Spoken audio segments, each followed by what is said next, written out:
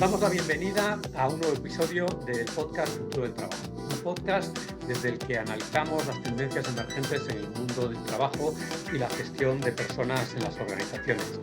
Hoy me acompañan los micrófonos Rafa Díaz. Hola Rafa, ¿cómo estás? Hola Santi, ¿qué tal? Y hoy tenemos como invitada a la autora de una novela.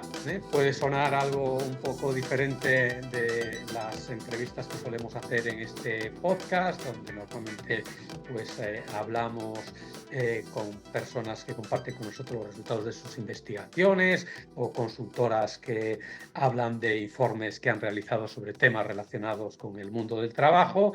Pero en esta ocasión, como os decía, pues tenemos a la autora de una novela, Belén Varela. Hola Belén, ¿cómo estás? ¿Qué tal? ¿Cómo estáis, Rafa, Santi? Bueno, Un pues placer. un placer también para nosotros Igualmente. tenerte hoy en este episodio. Belén acaba de publicar una novela que yo os la recomiendo ya desde ahora, pues he aprovechado para leérmela en las vacaciones de Semana Santa, que se titula El cielo de los imperfectos. Es una novela que se lee muy bien, se lee muy fácil, muy amena, muy dinámica, muy entretenida, pero que además tiene un trasfondo que tiene mucho que ver con el tema de este podcast, ¿no? Los cambios que está experimentando el mundo del trabajo, las dinámicas que se producen dentro de las organizaciones y los retos que todos estos cambios plantean para los gestores de personas, ¿no? Entonces, a mí para empezar, Belén, antes de entrar en materia y hablar de tu novela, que para eso estás aquí, para hablar de tu libro, para aquellos que no te conozcan, pues sí que me gustaría pedirte que compartieras un poco con nosotros pues cómo ha sido tu trayectoria profesional y de qué manera has acabado escribiendo esta novela. Bueno, pues yo la verdad es que me gusta dividir mi trayectoria profesional cuando la pienso en tres grandes etapas. Lo que pasa es que la tercera es la que estoy dibujando, ¿no? Mis primeros 15 años fueron relacionados con, bueno, mi especialización en recursos humanos, dirigiendo empresas, pasé de pequeñas a grandes y terminé pues, en una gran multinacional, donde cuando yo me fui éramos 27.000 y llevando pues el ámbito de gestión de personas, ¿no? Y siempre pues tratando de mejorar y desarrollar. Lo que sí es que en esa fase fui haciendo una serie de descubrimientos que tenían que ver más con el comportamiento social que con el derecho, que era en lo que yo me había formado, y mi especialidad que era más el de las relaciones laborales. Así que fui pues especializándome y aprendiendo sobre psicología positiva aplicada a las organizaciones. Digo psicología positiva por acotar un poquito, aunque en realidad pues bebía de muchos frentes, también de psicología social, de ciencias de la salud, y al final, bueno, pues lo que iba, digamos, es aprendiendo una serie de cuestiones que me hicieron pensar en lanzarme al primer ensayo, La rebelión de las moscas, y a mi Mm. primer proyecto empresarial, que es RH Positivo, Organizaciones Optimistas, aún en marcha, claro. Ujú. Y ahí pues empecé mi segunda renta, que consistió bueno, pues escribir ese primer ensayo, un derivado de ese, porque la Rebelión de las Moscas abordaba las organizaciones optimistas y uno de los pilares era tratar de desarrollar el máximo potencial de las personas. Y de ahí surgió el segundo libro, que fue Job Crafting, que es una de las técnicas que utilizaba en las organizaciones para desarrollar ese potencial, esa capacidad natural de las personas para hacer más cosas de las que su puesto dice que tienen que hacer, ¿no? Y bueno, pues ahí he estado estos 15 o 16 años dedicada a asesorar empresas y ahora pues empiezo esta nueva etapa Ujú.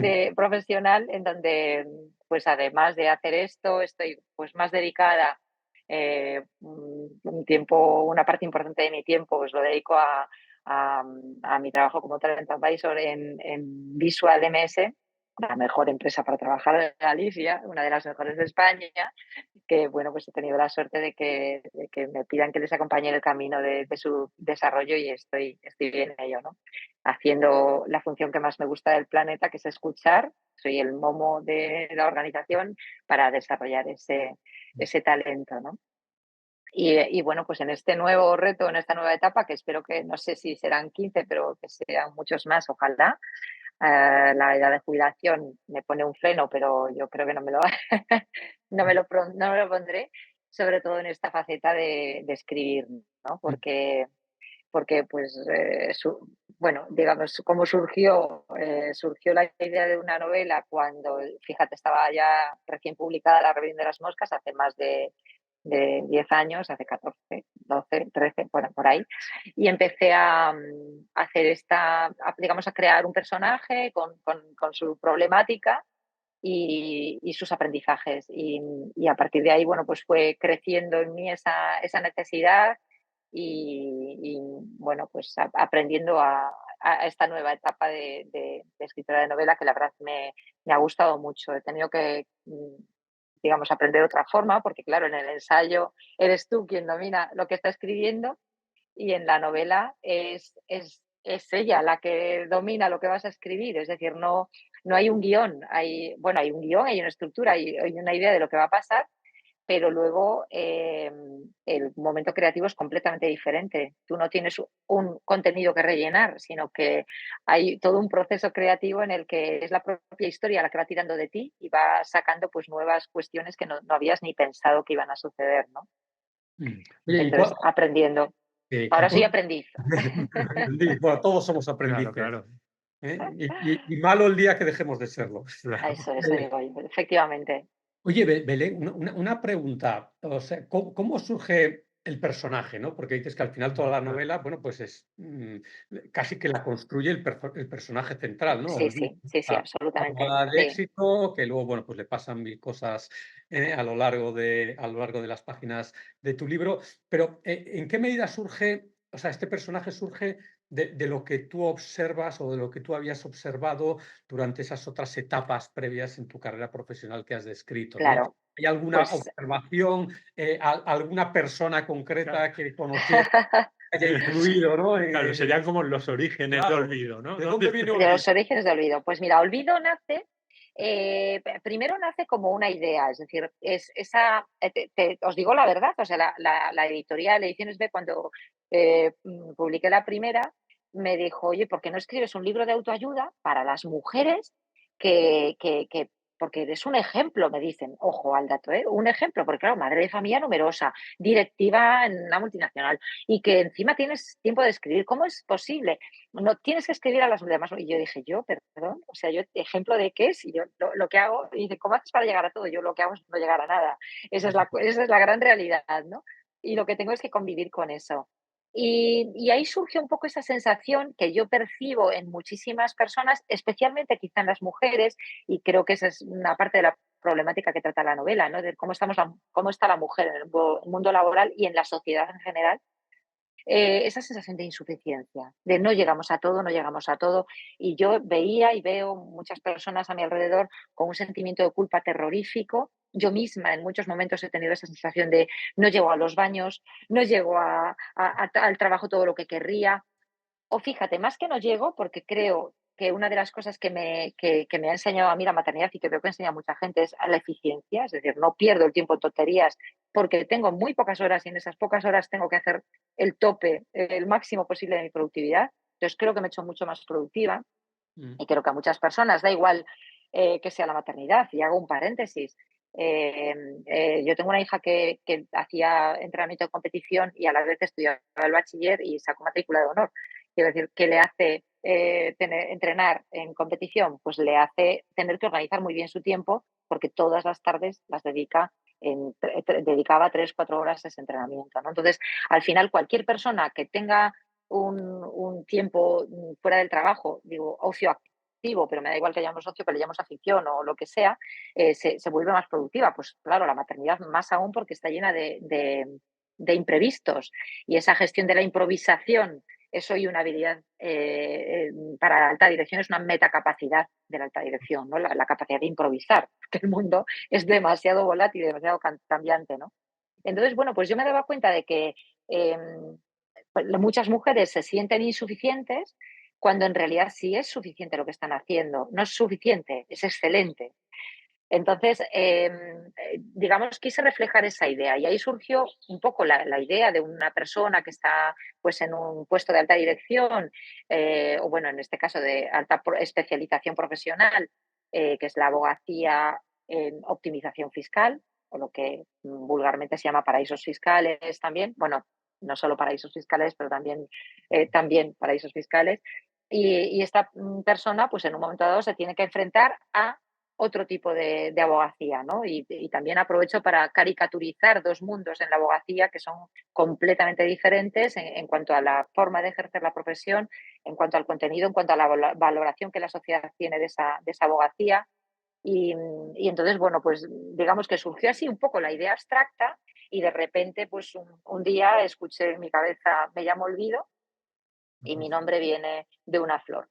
Y en ese momento, Olvido tomó un protagonismo absoluto, tomó ella el control sobre el libro y empezaron a pasarle cosas y ese fue pues el proceso más bonito que he vivido porque profesionalmente ha sido una invención permanente, permanente. Oye, ¿y el título, Belén? El cielo de los imperfectos. Bueno, a mí me gusta decir que se podría haber llamado el infierno de los perfectos. Creo, creo que esa es la esencia, ¿no? Quizá a lo mejor Más debería llamarlo el positivo, cielo infierno. de los imperfectos. Pero claro, yo como vengo con el vicio de la positividad, pues se ha tenido que llamar el cielo de los imperfectos. Pero viene un poco de esa reflexión de cuántas personas viven en una especie de infierno personal por este síndrome de tener que responder a un que dirán social, a un propio que dirá una misma de sí misma, ¿no? Entonces, en la novela hay un personaje que parece auxiliar y no lo es en absoluto, porque para mí una herramienta básica, que es Teresa Vera. Es una mujer que tiene como una casa perfecta, empapelada en piel, ¿no? Y con un montón de viajes maravillosos, es decir, que ha vivido pues, una vida muy intensa, autocuidándose, pero que muere sola. Muere sola y cuando es su funeral, o sea, en su funeral, ¿no? Todo el mundo habla de a quién le va a tocar la herencia, ¿no? Y de quién va a heredar esos cientos de millones que la mujer tiene. Y esa yo creo que es un poco, no sé, la paradoja de todo esto. Es decir, es que yo puedo vivir forrado de cosas y al final cuando me vaya, eso es el infierno. El que en tu propio funeral solo se esté hablando de a quién va tu dinero, para mí eso es un infierno. Y esa comparación bueno, pues otro personaje que fallece en la novela, ¿no? Y que lo que deja es una esencia maravillosa en todas las personas que estaban a su alrededor, pues para mí, digamos, fue radical y le dije a Olvido, oye, pues vamos a llamarlo el cielo de los, vamos a llamarlo el cielo de los imperfectos, ¿no? Porque yo creo que uno de los viajes a los que te invita la novela es aceptar la imperfección como parte de nuestra vida y aceptar que no todo tiene que estar excelente y no todo tiene que estar perfecto y que la imperfección forma parte de nuestra vida y de la belleza, además. Lo que pasa es que el sistema no ayuda, ¿no? Hombre, para nada. No ayuda y además no ha ayudado nunca. Fíjate que yo le he dado como un nombre a este fenómeno de la quediranía, pero la quediranía existió siempre. O sea, yo me doy cuenta de, pues nuestras madres, nuestras abuelas también han tenido sus que dirán, ¿no? Y digo madres y abuelas porque siempre han sido como quienes se han ocupado quizás porque yo vivo en una Galicia bastante matriarcal, pero bueno, mi abuela era madrileña y también mi madre trae esa esencia, ¿no? Del preparar no solo lo que hacemos, sino lo que mostramos a los demás que hacemos, ¿no?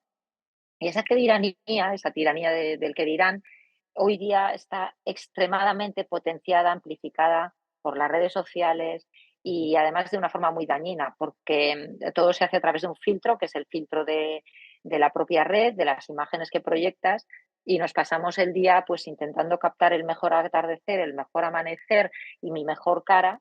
Y yo no sé, probad a abrir una red social y poner la palabra maquillaje y veréis cómo os dan instrucciones para reconstruir tu cara a través de sombras y luces. Pero vamos a ver, ¿de verdad necesitamos ser otra persona? Esa es la gran pregunta que tenemos que hacer. Yo creo que o sea, para mí ese es como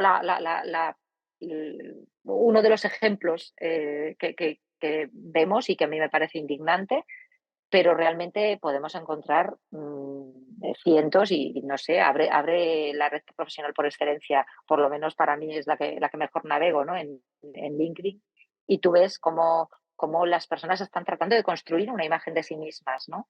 Y, y realmente, siempre que sea una narrativa constructiva, que tú digas, narrada basado en hechos reales, narrada mi historia para mí misma, es muy importante porque me ayuda a construir mi personalidad. Es decir, nosotros construimos nuestra identidad a través de nuestras narraciones, pero es que en este caso estamos construyéndola a través de nuestras ficciones, porque estamos construyendo la identidad externa y luego sintiéndonos en una especie de contradicción con nuestra realidad del día a día. Nuestra realidad cotidiana muchas veces no tiene que ver con la que estamos proyectando en las redes. Y en esa gran contradicción existe pues una gran paradoja de sufrimiento que es ese infierno para mí de los perfectos, ¿no? Es decir, quiero ser tan perfecta que al final vivo una permanente contradicción. Sí, sí. No, totalmente, incluso con lo que estabas hablando, y ya no solo lo que tú proyectas, sino lo que tú consumes, ¿no? Que aquí esto ya sería otra derivada, claro. O sea, que realmente, o sea, escuchándote es cómo todos esos mensajes, porque al final los que ya llevamos tiempo viendo cómo funciona esto de las redes, por no me quiero ir mucho, pero creo que es súper interesante lo que has planteado, y sí que plantea de alguna manera esa evolución de esos que dirán, ¿no? Que tú decías, ¿no? O sea, y que también Ujú, sucede en el trabajo y de alguna manera también podemos ver en la novela, ¿no? De esas expectativas ujú. que tú Sí, mismo generas cuando realmente no haces, hasta que no haces tu propia reflexión de todo esto que estoy haciendo, y que eso normalmente llega cuando son momentos vitales de alto impacto, ¿no? Que es cuando realmente claro, y yo creo claro. que en la novela, no quiero adelantar nada tampoco, pero que hay como puntos muy fuertes de la vida, ¿no? Ujú, Que no los solemos mirar nunca, ¿no? Pero que realmente cuando claro. llegan, pues oye, te remueven, ¿no? Y yo creo que ese también es otro punto importante. Y entiendo que todo eso al final también te lleva a esas reflexiones y a esas creaciones, ¿no? Yo entiendo que todo ese contacto con esas reflexiones de esas expectativas, con Ujú. lo que sucede en la vida y las cosas importantes de la vida, olvido te lleva a ellas, son deliberadas, van surgiendo, cómo se van construyendo a lo largo de la historia, de la creación de la historia. Pues, si te soy sincera, algunas fueron deliberadas, es decir, por ejemplo, como es su salida del gran despacho internacional, donde ella está sufriendo acoso, donde ella está viviendo el techo de cristal, eh, un poco propio, es decir, un poco autoimpuesto digamos, relegar ella su queja y otro impuesto por una realidad. Y la realidad es que no la están ascendiendo por ser madre. Y entonces eso estaba previsto así porque he conocido muchos casos, ¿no? Y no solo en despachos, en grandes Sí, sí, empresas, en pequeñas empresas, la maternidad ha sido un freno a un ascenso y conozco demasiados casos como para que no estuviese ahí, ¿no? Entonces la protagonista vive eso, es decir, es su maternidad la que ha relegado el ascenso pero es ella también la que ha aceptado esto, es decir, la que ha decidido no luchar contra esa situación injusta y ha aceptado el techo de cristal un poco por también corresponder con esa imagen de madre que se ocupa de sus hijos, cuando en realidad ella sigue sintiendo esa percepción de no estoy suficiente en mi casa y no estoy siendo reconocida en mi despacho y teniendo que salir como un poco a escondidas, ¿no? Para que nadie note o incluso haciendo cómplice a su asistente para que apague la luz más tarde y parezca que ella sigue allí, ¿no? Pero es que de verdad que conozco todavía, y me parece que no soy la única que lo conoce, lugares donde se observan las luces a ver quién está en su despacho, ¿no? O que se vea a qué hora se ha enviado el correo. Cuando si queremos lo programamos y yo si quiero dar la sensación de que estoy trabajando hasta las 10 de la noche, te mando un correo, lo programo para las 10 de la noche y ya está. Pero es que es absurdo, o sea, es que a mí hoy me parece poco ético que alguien me mande un correo a las 5 de la mañana o a las 10 de la noche. Si lo hacen, pienso o que la persona se está organizando más mal o, ojo, puede pasar que si estás en otro país o en otro continente, ¿no? Suceda y que tengas que esta diferencia horaria. Pero por regla general es porque tú estás haciendo un exceso de horas y es un exceso insano. No hay esa suficiente desconexión. Vosotros hablabais hace poco en un podcast, en una publicación de la necesaria desconexión, y es que muchísimos estudios demuestran que el desempeño sin descanso no es óptimo, nunca puede ser óptimo. Entonces no pueden ser jornadas extenuantes las que mantengamos. La puedes mantener un día o dos porque hay que entregar este proyecto, porque se nos acaba este plazo. Puede ser que tú 2, 3 días trabajes con el cortisol alto y mantengas esa atención y esa alerta, pero una vez que ese momento cae, tu alerta baja, pero baja hasta niveles de incompetencia, y no somos conscientes de que mantener a las personas en ese nivel de tensión es insano. Entonces, en ese sentido, pues el contexto de olvido es un contexto muy tóxico, pero ella no es consciente. Ella lo que siente es que está defraudando a la empresa cuando no se queda más tarde de las 8, ¿no? Empezando a trabajar, como dice el libro, pues en torno a lo mejor a las 7, 8 de la mañana. Es una madrugadora natural y sin embargo, pues irse a las 8 le parece, bueno, pues un poco como que se está escaqueando. Eh, yo creo que es un entorno tóxico que desgraciadamente sigue existiendo en las organizaciones. No, no, probablemente, o sea, a mí al oírte también ahora me venía a la cabeza también de algo que se está hablando ahora bastante, que son estas medidas de retorno a las oficinas, ¿no? Que están haciendo Sí. algunas compañías. O sea, que van, y claro, cuando hacen estos planteamientos, al final lo que hay detrás es, pues La bueno, necesidad de vigilancia. claro, Sí, sí. vigilancia, creación de cultura, pero que cultura que son tóxicas. O sea, claro, Claro, claro. que Es realmente. que, es que ese es, fíjate, el gran reto de los entornos remotos es sin duda la cultura. Yo creo que es claramente la deuda que tenemos. Pero la cultura no solo la tiene que generar la presencialidad, también hay buenas costumbres a la hora de hacer el teletrabajo, ¿no? Desde luego, por ejemplo, tenemos coordinadores o coordinadoras que están que tienen puesta una videoconferencia permanente y se están viendo y se están escuchando y se están hablando, pero como una vía de comunicación, no como una vía de control. En el momento en que yo lo que necesito es ver a la persona para comprobar que está trabajando, es que estoy delegando mal. Y muchas empresas lo están haciendo un poco con esa idea y, sin embargo, fíjate, los últimos datos que está lanzando Gallup, que aún no ha sacado su encuesta anual, pero sí va sacando ya cómo está funcionando el trabajo, demuestran que la clave va a estar en el híbrido. O sea, en el presencial baja muchísimo el nivel de compromiso de las personas, pero una cosa exagerada, ¿no? Y es que en cierta medida también el híbrido te permite ciertas flexibilidades a las que nos hemos acostumbrado y también te da un poco de autonomía. Una empresa que te permite teletrabajar o, digamos, estar en remoto unos días, unas horas o todo el tiempo, está confiando en ti. eh, Te está delegando la autonomía de decidir tú qué es importante, cuándo es importante.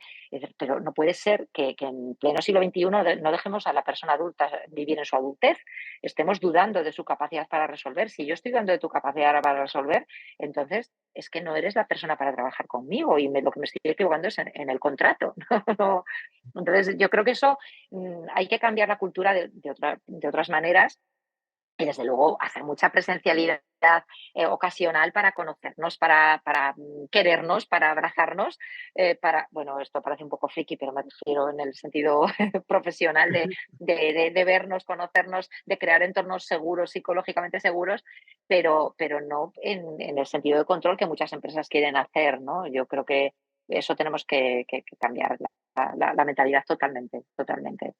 Oye, Belén, ¿y tú en qué medida crees que los jóvenes, ¿no? Las nuevas generaciones que se están incorporando ahora al mercado de empleo, no pueden ser una fuente de esperanza, ¿no? Para romper con estas dinámicas?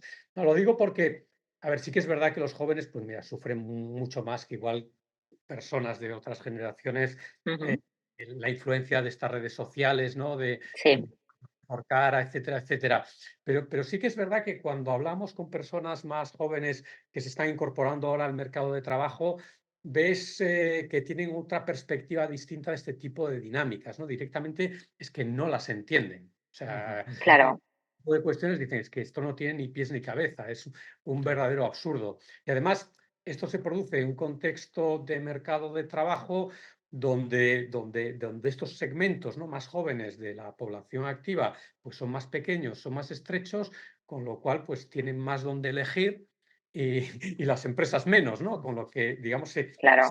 libra un poco la relación de poder entre unos y otros, ¿no? Entonces, Mm. cuando ya los jóvenes pues ya no tienen que pasar necesariamente por el aro, sino que tienen alternativas, tienen más alternativas, Ujú. ya no solamente para empresas, ¿no? Sino para otro tipo de instituciones que les pueden ayudar a ganarse la vida. A esto le sumas que además, gracias, bueno, pues a la tecnología, incluso pueden trabajar a distancia empresas de otros países que les toleran trabajar a distancia y a lo mejor hasta ganando el salario de esos países que es superior al salario local. Entonces, cuando digamos, unas reglas, ¿no? Del mercado de trabajo que seguían ahí durante mucho tiempo, empiezan a tambalearse. ¿En qué medida tú crees que esto puede ser un motivo para la esperanza en el sentido de que pueden ayudar a romper, ¿no? Estas dinámicas que tú describes también en el... Claro. Bueno, yo creo que hay una cuestión básica. En este momento estamos en una fase de transformación que hace un poco de sándwich, ¿no? Porque realmente tenemos unos mandos, unos coordinadores, un liderazgo de personas que se han educado en el control y en la falta de autonomía. A ver, depende de qué organización es mayor o menor control. Y de repente ese liderazgo tiene que coordinar a personas que son absolutamente nómadas. Y cuando decimos absolutamente nómadas, es que yo tengo en mi entorno, los míos aún no trabajan, pero bueno, veo muchos jóvenes y muchos de mis estudiantes de cuando estaban en la universidad que están trabajando pues es que me voy a trabajar a Portugal, porque allí pues vivo en una caravana estupendamente, y quien dice en una caravana dice en un piso estupendamente o en lo que sea, y tengo pues un nivel de vida bueno en un país maravilloso, pero estoy trabajando para una empresa londinense y con los ingresos Claro, un, de un país como es Reino Unido, donde además se valora mi trabajo, mi tiempo, etcétera. Entonces, de repente yo tengo que liderar a una persona eh, que, que, que estoy, digamos, en una empresa clásica con una tradición y una forma de dirigir,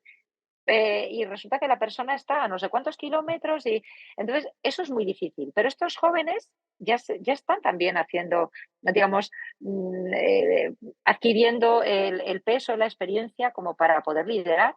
Y en el momento en que ese cambio se produzca y lo que es ahora esa juventud a la que educar en nuestras culturas pase a ser la que eduque, ya no va a ser tan necesario, no va a ser tan traumático. Yo creo que esto es una ola natural y que dentro de nada pues el liderazgo estará ejercido por estas personas que ahora tendrán veintitantos o 30 años, pues que van a poder, digamos, cambiar las formas y ya está sucediendo. Es decir, ya hay muchos sitios donde, bueno, hay muchas startups que son de gente jovencitas que ni se plantean otro sistema, ¿no? Porque ellos mismos lo hacen.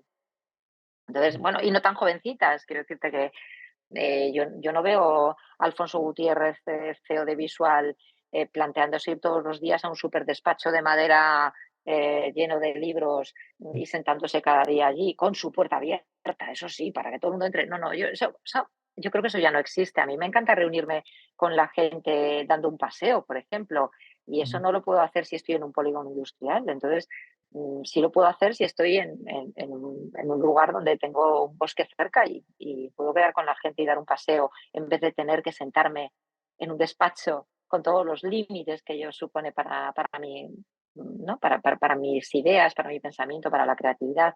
Entonces, yo creo que eso no va a ser un problema en los próximos años y no vamos a tardar mucho en verlo, que adaptemos el sistema a las personas. Yo creo que la gente joven lo que está haciendo es ser muy conscientes. Que, imaginaos, y os voy a poner un ejemplo que hemos vivido nosotros, que a nosotros nos dijesen que tenemos que trabajar de lunes a sábado por la tarde.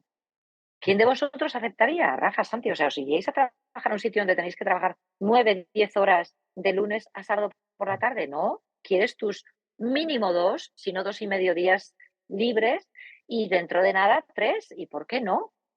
¿No? Porque no nos organizamos para poder trabajar y descansar y recuperar. Yo creo que hoy no, es que nos parece la esclavitud, ¿no? Decir, pero eso es una esclavitud. Bueno, pues a nuestros jóvenes les parece una esclavitud tener que estar metido en una jaula pues, puede ser preciosa la jaula, ¿eh? Pero en una jaula trabajando no sé cuántas horas y controlado personas que parecen robots pidiéndote los objetivos o pidiéndote los resultados. Yo creo que eso dentro de unos años lo veremos o lo verán. Dirán, fíjate cómo qué esclavizados estaban nuestros Sí, padres. están como los egipcios, ¿no? Trabajaban de lunes a viernes. Oye, Belén, o sea, para no esperar tanto Sí. tiempo, ¿qué podemos hacer para acelerar el proceso, no? O sea, no hace falta esperar a que Claro. nuestros hijos, pues, sean A los ver, jefes de las organizaciones. ¿Qué forma hay o qué cosas, qué herramientas, ¿no? ¿Qué recursos Claro. tienen a su disposición las organizaciones, los líderes de las organizaciones para poder empezar a romper ya estas dinámicas tan dañinas, ya no solamente para las personas, sino también para las organizaciones y para el conjunto de la sociedad? bueno, yo creo que lo primero, a ver, desde el punto de vista técnico y por ser muy breve en esa parte, las personas tenemos que ganar en eficiencia y para eso ha venido algo que nos ha generado una paranoia, me gusta llamarlo a mí, ¿no? Que estamos como con el miedo de las inteligencias artificiales, de qué nos va a pasar con las tecnologías, y yo creo que eso lo que es que digitalizarnos bien y cambiar un poco de mentalidad y hacer que se incorporen para ganar en eficiencia, pero una eficiencia que lo que nos tiene es que dar calidad de vida, no que hacer que trabajemos Claro. las mismas horas, pero con la inteligencia artificial. No, vamos a hacernos más eficientes y eso que ganamos de eficiencia, pues aplicarlo a calidad de vida. Yo creo que eso es un primer paso técnico inmediato. Y luego hay un aspecto que a mí me encanta y que tenemos infravalorado en las organizaciones, que es el de escuchar y no tratar de imponer cultura. Escuchar cultura es vale, yo que ya hace tiempo que piso la quinta planta, pues a lo mejor desde mi edad yo no soy capaz de entender lo que puedan entender los de la segunda planta. Entonces, lo que me tengo es que sentar, a escuchar y aprender con la segunda planta. Desde la gente de 20 años tenemos que escucharla mucho, que hacer preguntas y que dejarnos enseñar y decir, bueno, ¿tú cómo harías esto y cómo resolverías esto? ¿Y qué te parece a ti? ¿Y cómo sientes esto? ¿Y cómo podemos arreglar esta situación? No tratar de arreglarla nosotros no podemos arreglar una situación nueva con un aprendizaje antiguo. O sea, yo aprendí a dirigir en los 90. ¿Cómo voy a poder aplicar mis técnicas de dirección de los 90? Que no sé si recordáis, pero yo todavía tengo grabado en la cabeza un artículo que decía distánciese de sus colaboradores, ¿no? Distánciese de sus colaboradores en trato de usted y no se implique en sus problemas y en sus dinámicas. Pero si yo ahora me sé la vida y milagros de todo el mundo, ya me lo sabía en los 90, imagínate ahora. Entonces, yo no puedo trabajar con los parámetros de dirección de todos estos gurús del management que estudiábamos en las escuelas de negocios de los años 90, es que no nos sirve. Entonces, yo tengo que ahora aprender de la gente más joven que tiene pues una nueva filosofía de vida y aprender cómo podemos aprovechar esta filosofía de vida. Si la gente produce más cuando se siente bien, eso lo sabemos y lo tenemos clarísimo, ¿no? El eslogan de Visual en el valor personas es las personas cuando estamos bien trabajamos lo mejor, ¿no? Damos lo mejor. Eso realmente es, es un básico. Pues cómo puedo hacer que estés bien y que es lo mejor, ojo, porque todo esto está fenomenal siempre que lo redunde en que lo que estamos abonando o pagando o el recurso que estamos invirtiendo tenga un retorno. Y eso vuelvo siempre a, no nos olvidemos de que el objetivo es que trabajen mejor, que trabajen bien, que estén a gusto, pero que trabajen mejor. Y para eso, pues, la ventaja que tenemos hoy es que sabemos que no solo no es incompatible, sino que es alimento. Es decir, cuando una persona trabaja a gusto, es capaz de dar mucho más, de desempeñarse mejor. Entonces, lo que es que aprender cómo trabajas a gusto y cómo hacemos que eso redunde en que trabajes mejor. Oye, y en el caso de las mujeres, porque de hecho, vamos, las situaciones, ¿no? Todos estos dinámicas que explicas en tu libro, pues como tú bien decías al principio, ¿no? Afectan particularmente más a las mujeres Ujú, que los hombres. ¿Qué se puede hacer en concreto, ¿no? Para poder romper estas dinámicas que afectan más a las mujeres que los... ujú. Yo creo que hay dos aspectos. gran problema social que sigue teniendo más visión en la mujer como parte de la construcción de la familia y de la ocupación familiar y de la responsabilidad de las tareas domésticas. Y esto mete a veces en situaciones incómodas a muchos hombres.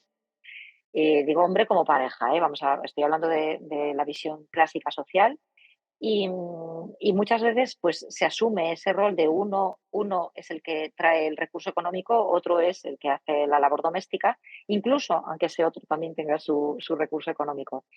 Y realmente esa visión social la seguimos teniendo. Y nuestras empresas siguen teniendo esa estructura preparada para que sea la mujer la que está de baja. Fijaos, yo os voy a sacar una frase de principios de los 2000 en una reunión que tuvimos en un sector, no voy a decir cuál, en el que se dice, claro, es que ahora tenemos que establecer medidas un poco de conciliación, porque desde que las mujeres están en el trabajo, pues hay que establecer medidas para que puedan conciliar con el hogar. Y yo os prometo, no me llevaba tanta distancia con esa persona, pero os prometo que pensaba, pero ¿cómo que las mujeres tienen que conciliar? Los hombres también tienen que conciliar, pero seguimos todavía con esa estructura de pensar que es la mujer la que Cosas- necesita el tiempo de conciliación. A pesar de las reformas en la ley de igualdad, ¿no? A pesar de que el hombre disfrute de la baja paternal, nuestra estructura todavía mental, nuestro mindset no ha cambiado, nuestra mentalidad sigue pensando en la mujer como referente de la familia. Ojo, que no quiero decir que la mujer no sea un referente de la familia o que no tenga una función concreta dentro de la familia, igual que la tiene el hombre o cualquiera de los miembros de una pareja, ¿no? Mm, claro que tenemos un rol, pero es que va a depender muchísimo más de nuestro carácter, de nuestra forma de ser, que el sexo o la forma en que quieras manifestarlo. O sea, realmente lo que nosotros tenemos que tratar de hacer es, como sociedad, dar canales y facilitar, revisar nuestro lenguaje. Yo le he escuchado a, bueno, pues a alguna empresa en la que he estado haciendo un poco de diagnóstico de bienestar, que los chicos no se cogían la baja paternal porque el CEO de la empresa consideraba que eso era porque tenían poco trabajo. Eso es que nos estaban responsabilizando y comprometiendo. ¿Pero de qué me estás hablando? O sea, ¿pero cómo que no es compromiso porque tú te coges tu baja paternal? O sea, es que has tenido un hijo y quieres estar con tu hijo. Y entonces vamos a buscar vías para que puedas hacer las dos cosas y no pase nada en la organización. Pero es que si una organización se rompe porque un señor o una señora se tiene que ir 4 meses, ¿qué problema tiene la organización? Pero de verdad, pues yo he tenido 3 bajas maternales en una multinacional y nadie lo sufrió, creo. No sé, a lo mejor ahora nos sale alguien que esté escuchando el podcast y diga, sí, ya, yo no, no, claro, es decir, yo nunca abandoné mi responsabilidad durante el tiempo de mi maternidad y procuraba, hombre, a reuniones cruciales, aun estando de baja, pues procuraba ir, pero llevándome, por ejemplo, a mis bebés si les tocaba la lactancia o tal, y luego pues siguiendo con mi baja maternal, que bueno, dentro de mi responsabilidad está la flexibilidad. Y esto que estoy diciendo parece una burrada, pero no lo es. Es decir, también en un momento dado, si necesito faltar porque alguien en mi casa, y digo hijos, y ojo que también tenemos mayores, digo, pues yo ahora sí si tengo que llevar a una persona mayor a su médico y lo tengo que llevar, pues también tengo esa flexibilidad y luego estoy trabajando un sábado, pues no pasa nada, ¿no? Yo creo que esa digamos, libertad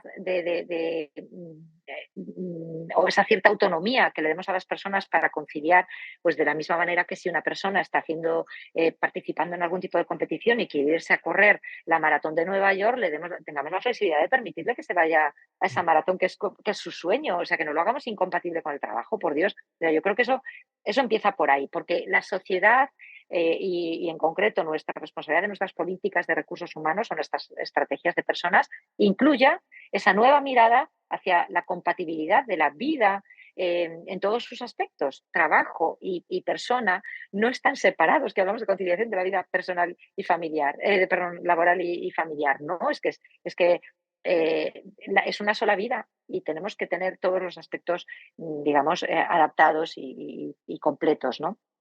Entonces, eso es la primera. Pero el segundo gran cambio también parte de nosotras. Nosotras sufrimos más el síndrome de la insuficiencia y somos muy autocríticas. Llevamos con nosotros al juez y al verdugo y estamos permanentemente juzgándonos cuando cometemos un error o cuando sencillamente establecemos las expectativas sobre nuestros resultados o las expectativas sobre nuestro nivel de excelencia mucho más allá de la normalidad. Yo hago esta pregunta muchas veces y os la voy a hacer también a vosotros. ¿Os llegan las 24 horas del día?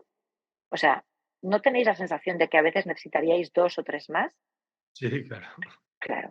Pues entonces el problema está en lo que tú has esperado para ese día, no en el día, porque resulta, parece ser, ¿no? Que hace falta que la cuántica no nos diga lo contrario, pero parece ser que las 24 horas nos vienen más o menos igual a todos, Sí, ¿verdad? sí. Vale, pues en las mujeres este síndrome es muchísimo mayor. Si tú preguntas en una sala, serán muchas más mujeres las que levanten la mano con esto. Que les falta tiempo. Les falta tiempo porque no es que sean insuficientes y no es que el tiempo sea insuficiente, es que nosotras nos hemos establecido unos niveles de exigencia más allá de lo abarcable. Y eso es lo que no puede ser. Entonces, ¿cuál es la medida? Porque claro, para las empresas lo tenemos claro, ¿vale? Aprendamos a poner límites a políticas de conciliación, a políticas de flexibilidad, a apertura, digamos, a la hora de organizar el tiempo de trabajo, ¿vale? Fenómeno. Pero ¿y qué hace una persona que se establece esas metas? Pues también tiene que hacer una labor de aprendizaje, de decir, bueno, ¿cuáles son mis mínimos? ¿A qué aspiro en cuanto a excelencia? Y dentro de ese gap, qué es lo razonable para este día? Y sobre todo, yo creo que a la gente deberíamos darle cursos de improvisación, para eso tenemos ahí al profesor Poynton, ¿no? A Robert Poynton, que es un gran especialista en esto. Tendremos que aprender a bailar con la improvisación, a disfrutarla, a decir, oye, ¿qué aprendo de esta improvisación? ¿Cómo me puede beneficiar esta nueva situación que me ha surgido hoy, que ha hecho que pues trabaje de otra manera? Mm. Yo creo que ese bailar con la improvisación es un reto para cualquier directivo, pero muy especial para las mujeres. Pero de nuevo el sistema no Ujú. ayuda, ¿no, Belén? Ajá. Porque realmente miramos hacia afuera y hay industrias enteras montadas alrededor de esta autoexigencia de las mujeres. No voy a dar nombres, Totalmente. pero realmente hay un Sí, sistema sí, sí. económico muy, Total. muy potente alrededor de esta autoexigencia al que no le interesa, bueno, pues que vosotras rompáis con esto porque genera importantes beneficios, ¿no? No sé si tú detectas que empieza a haber reacciones, ¿no? Frente a todos estos inputs que recibís o recibimos a través de redes sociales y a través de los medios de comunicación y de las películas y de los vídeos y de las revistas, y Es etcétera. tremendo. Para mí hay dos grandes problemas ahí, fíjate. Yo veo cada vez más trastornos de la alimentación Mm. en la gente joven y eso me aterra, pero aquí chicos y chicas, pero claro, nuevamente las mujeres en nuestro exceso de autoexigencia, pues más. Y a mí eso me da mucha rabia porque es fruto de que a día de hoy no esté censurado, porque debería estar censurado. Yo soy muy partidaria de toda la libertad, excepto en aquello que es dañino y evidentemente, igual que no permitimos que, pues no sé, pues que haya Anuncios de determinados drogas, de contenidos, tabaco, anuncios de drogas de o tabaco, de de tabaco, claro, eso era iba a prohibido. decir una barbaridad, o sea, no es que no concibes que se ponga un vídeo de pederastia y que esté abierto al público, pues tampoco pueden existir contenidos que lleven a una persona a pensar que no tiene que apreciar su cuerpo, o sea, que no tiene que aceptar como es y que vivirlo con naturalidad. Pues yo creo que eso debería estar censurado. Se deberían censurar los contenidos que promueven los comportamientos anormales en cuanto a la alimentación, al descanso y vamos, yo creo que eso o incluso la vigorexia, ¿no? En el exceso de ejercicios. Yo creo que todo eso debería existir, igual que existe un control alimentario de lo que consumimos y nos llevamos a la boca, debería existir también un control en cuanto a la salud psicológica de lo que consumimos en nuestras redes y en general en las películas, en los vídeos. Es decir, igual que se prohibió que los personajes fumasen, ¿no? Que los héroes fumasen porque estaba dando un mensaje erróneo sobre lo que era la fuerza de una persona, pues se debería prohibir que las heroínas o los héroes tengan que tener una determinada talla muscular o un determinado volumen de sus mamas. O de verdad es que me parece que es tremendo, pero es así y sigue haciendo pues mucho daño. Eh, yo sigo insistiendo en que luego está la responsabilidad en el consumo, pero cuando cuando una persona tiene 10, 11, 12, 13, 14 años, no es capaz de verlo y muchas veces los adultos tampoco tenemos esa capacidad, ¿no? Entonces, yo creo que ahí hay mucho trabajo que hacer. Y luego, bueno, pues un poco lo que decías tú de cómo llevamos nosotras. Es que yo creo que, fíjate, lo que más me escribe la gente, es una cosa que me llama muchísimo la atención, es me he sentido identificada, me he sentido identificada. Pero muy pocas personas realmente todavía, creo, han dado el paso de poner el freno a eso en su organización. Y la mayor parte de las personas que ponen el freno lo ponen renunciando a la organización o bien cambiando a una donde se les den estas habilidades, lo cual me parece fenomenal, o bien creando su propio trabajo. A mí tampoco me parece mal, porque creo que el job crafting, si no te lo da la organización, lo tienes que hacer tú. Entonces, me da pena que a veces una persona, especialmente una mujer, renuncie a una responsabilidad que le gusta porque tenga que, o quiera, mejor que tenga que, porque quiera asumir otras labores, ¿no? Pero sea un hombre, sea una mujer, que tú para cuidar de tu madre, y hace poco me pasaba con un chico que ha dejado una responsabilidad porque quería hacerse cargo de su madre y decía, no puedo mantener este ritmo de viajes y tenerla a ella en casa solita con su Alzheimer, entonces pues prefiero que haya una persona así que la atienda todo el día, pero quiero estar más con ella, entonces renuncio a mi responsabilidad. Pero de verdad tenemos que renunciar a una responsabilidad para atender a una persona de la familia. Algo nos está fallando como sociedad, ¿no? Claro. No, y para mí es muy interesante lo que planteas, incluso cómo tenemos que aceptar estos, o sea, la importancia del momento vital en las organizaciones. Claro, O sea, claro, puede estar unos años que necesito X, pero luego a otros años voy a necesitar Y, ¿no? Y yo creo que esto es algo que todavía las organizaciones también les cuesta de integrar, ¿no? O sea, realmente cómo todo se ve de maneras lineales y simples cuando claro. la realidad humana es tremendamente compleja, ¿no? De cada Y uno. te voy a decir una cosa, es que, claro, esa linealidad es aparentemente muy eficiente, porque claro, tú generas unas reglas para todos y qué fácil de gestionar. Esto lo hacemos también con la educación, pero no es verdad. El ciclo vital de la persona cambia con la gran ventaja de que ese talento se incrementa gracias al cambio del ciclo vital. Es decir, una persona que tiene, por ejemplo, a una persona mayor a su cargo, una dependiente con determinados problemas, va a generar una capacidad y una empatía increíble, que fíjate qué buena y qué útil para el liderazgo, ¿no?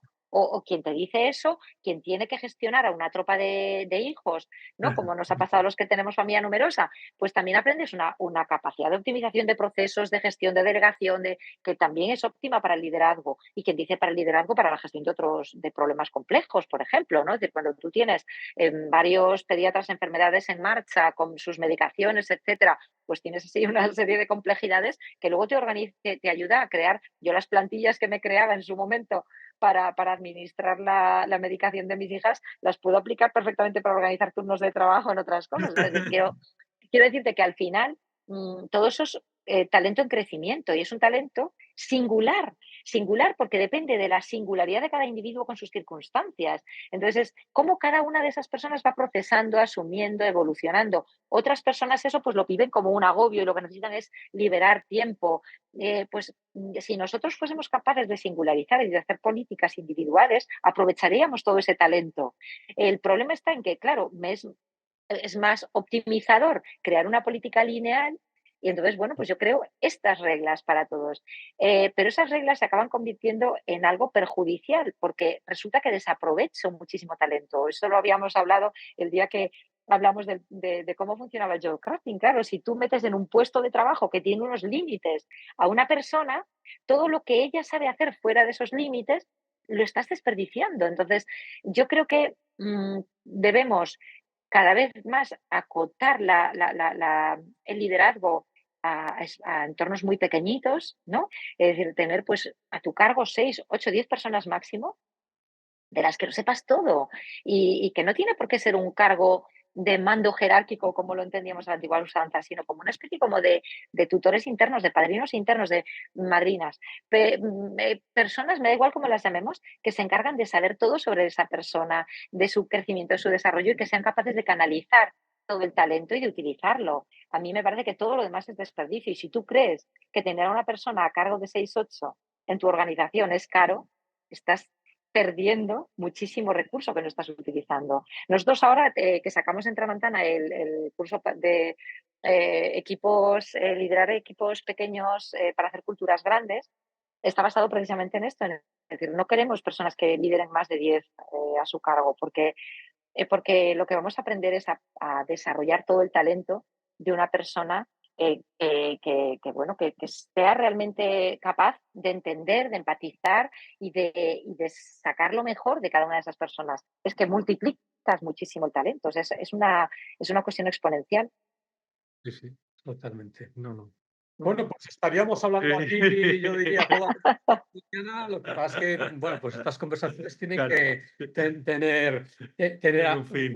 un fin. A mí, de todas formas, no me gustaría despedirnos sin hacerte una pregunta, y es si va a haber una secuela. Hay una segunda y una tercera parte en mi cabeza y parte ya está diseñadas, algún capítulo ya escrito.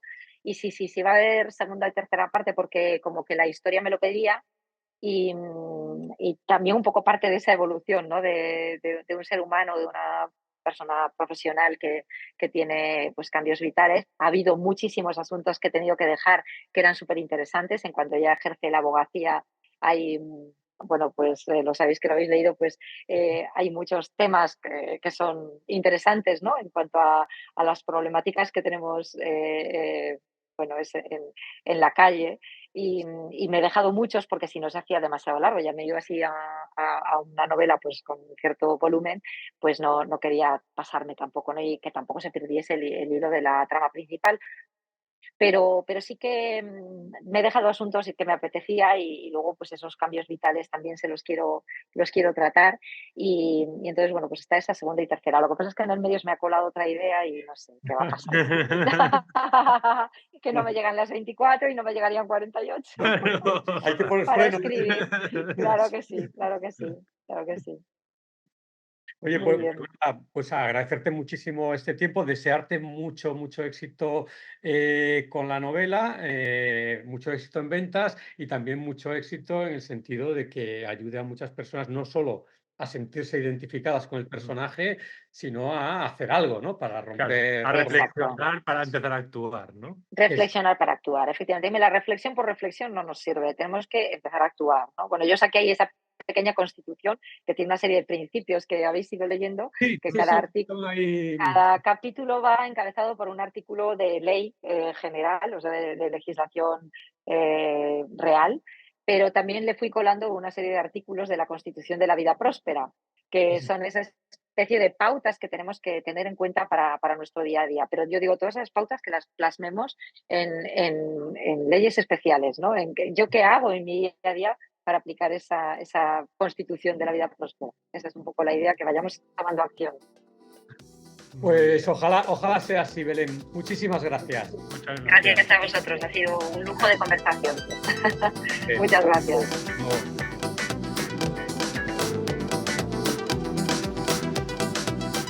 Hasta aquí el episodio de hoy. Esperamos que te haya gustado. Para no perderte ninguno de estos episodios, recuerda suscribirte en tu plataforma preferida. Estamos en Apple Podcast, Google Podcast, Spotify, iVoox y muchas más. Además, para seguir informado sobre el futuro del trabajo, puedes seguirnos en las redes sociales y en nuestra web www.futureforwork.com. Hasta el próximo episodio.